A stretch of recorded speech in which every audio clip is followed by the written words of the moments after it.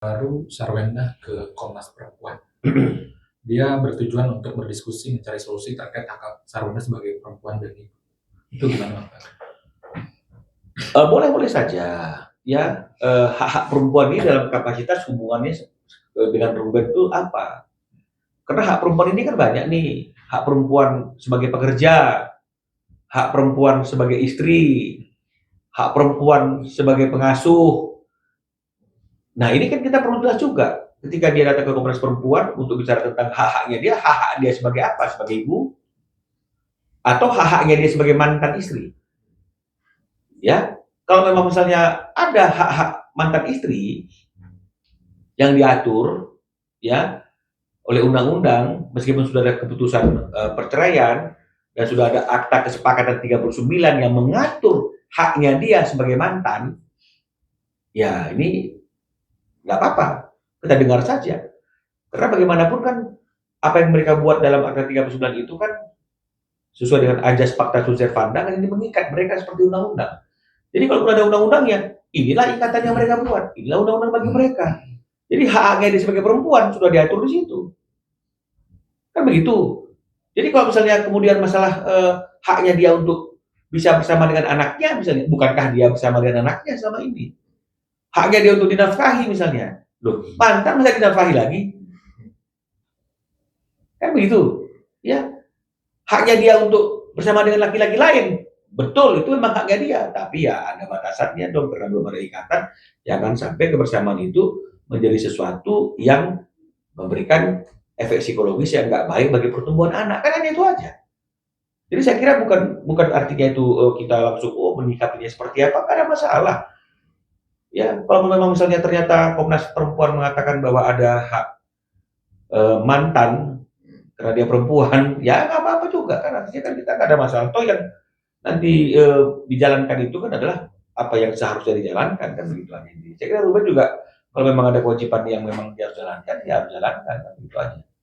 Kan Ruben kan nggak ada bilang saya nggak mau kasih. Banyak kan kasus-kasus yang kita lihat, yang kita tangani, selebritis misalnya memang nggak pernah dikasih misalnya dari si awal. Gua nggak ada duitnya, gua bilang apa coba?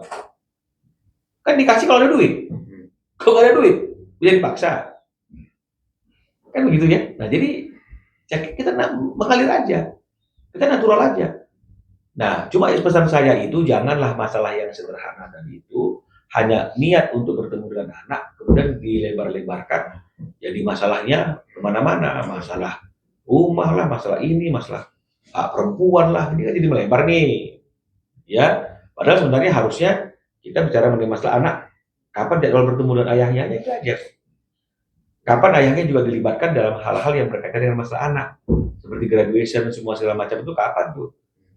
Kan itu aja sih intinya. Jadi jangan ditarik ke sana, tarik kemari, tarik ke sana, tarik kemari. Tapi selalu kembali pada fokusnya. Tapi selalu dicoba lagi tarik melebar. Kami tarik lagi kemari, tarik lagi melebar. Nah ini. Jadi kalau misalnya kemudian ditanya siapa sih sebenarnya orang yang membuat masalah jadi melebar-melebar terus dan masuk ke ruang publik, ya teman-teman bisa jawab sendirilah. Ya. Lo nggak apa-apa, kan ini kan perspektif orang kan bisa berbeda-beda. Nah sekarang seperti hari ini misalnya, kalau saya tidak kasih kesempatan untuk berbicara, tapi teman-teman pasti akan berpikir, bang ini untuk demi both side. Hak jawab karena sudah ada statement. Terus kemudian kami ngomong, menurut dia, oh kamu kok yang baru publik gitu. Nah jadi apakah teman-teman pendapat kalau misalnya kemudian ada lagi bantahan dari sana, teman-teman cari saya diam aja, nggak ada lagi wawancara, oke? Biar nggak dianggap kita juga artinya itu membawa ini ke ranah publik, saya boleh-boleh aja. Tapi pasti tidak akan ada yang mau, teman-teman media itu pasti nggak akan mau loh. Ayo dong bang, sedikit saja. Kan begitu. Betul tidak?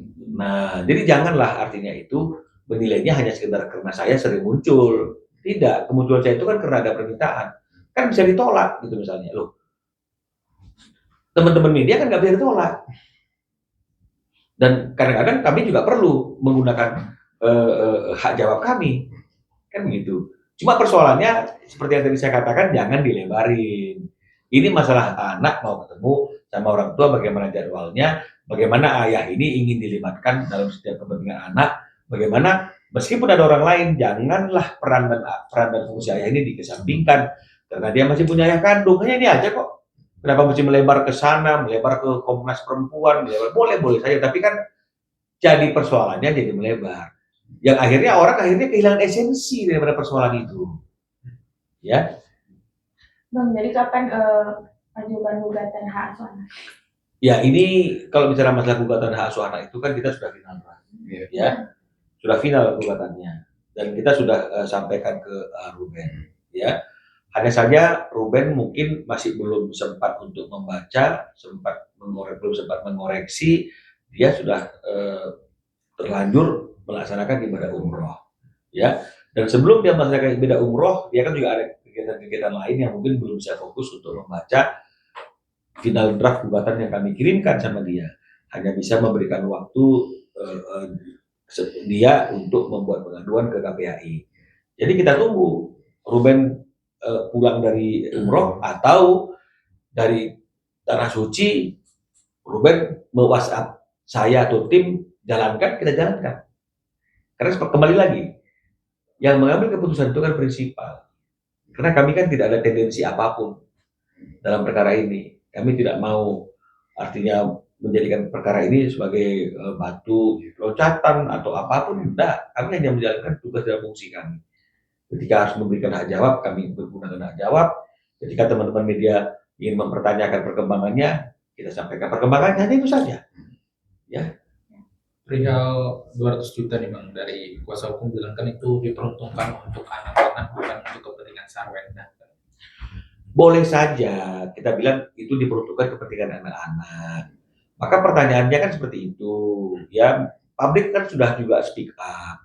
Uang balet 22,5 juta. Banyak orang yang mengatakan, best balet itu sekian, ada markup di situ, kan begitu. Ya, terus kemudian uang sampah plastik. Sebanyak apa sih sampahnya anak-anak ini sampai uang kantong plastiknya aja 5,2 sampai 9 juta gitu loh maksudnya itu. Terus kemudian ART gitu loh misalnya. ART-nya ada 1 2 3 4 gitu loh. Berapa sih ART yang membackup si anak-anak kan begitu. Jadi kalau misalnya kemudian dikatakan itu semua diperuntukkan untuk anak kan masa sih. Inilah makanya perlu duduk bareng, perlu di breakdown. Makanya Ruben tanya perinciannya mana. Kan begitu. Tapi kan ini kan nggak pernah ditanggapi gitu loh. Apalagi ketika kemudian hal-hal itu dikaitkan dengan masalah anak-anak gimana, kan begitu. Jadi jangan coba dipelintir ke sana kemari gitu loh. Jadi,